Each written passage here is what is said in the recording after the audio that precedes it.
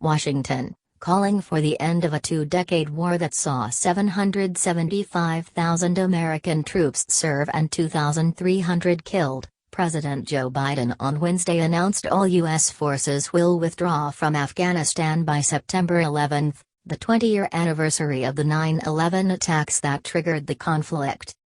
"It is time to end America's longest war," Biden said in a speech from the White House Treaty Room, where former President George W. Bush announced the first airstrikes in Afghanistan in 2001.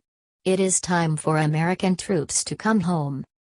Biden said the U.S. has accomplished its main objective of ensuring Afghanistan won't remain a base from which terrorists can attack the homeland again. He said the U.S. must shift its focus to target terrorism threats that have become more dispersed and metastasized around the world.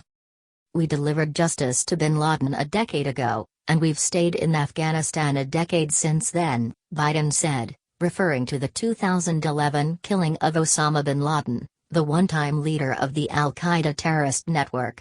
"Since then, our reasons for remaining in Afghanistan are becoming increasingly unclear." Yet the withdrawal came with concerns from some of Biden's allies and the U.S. intelligence community that a military departure could thrust Afghanistan further into chaos. An intelligence report Tuesday gave a bleak outlook for peace in Afghanistan if the U.S. withdraws, predicting the Taliban is likely to make gains on the battlefield, and the Afghan government will struggle to hold the Taliban at bay if the coalition withdraws support. More President Biden to withdraw all U.S. troops from Afghanistan by September 11, extending Trump's May 1 deadline. The war in Afghanistan, which sought to establish democratic governance, defeat al-Qaeda and push the Taliban out of power, has cost the U.S. more than $2 trillion and taken the lives of more than 38,000 Afghan civilians. Biden's timeline would extend a prior agreement negotiated by former President Donald Trump to withdraw all troops by May 1. Instead, the more than 3,000 troops still serving in Afghanistan would begin coming home on May 1.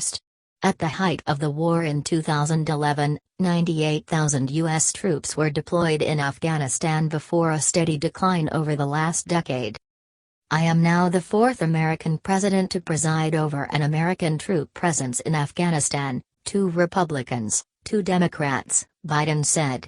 "I will not pass this responsibility to a fifth."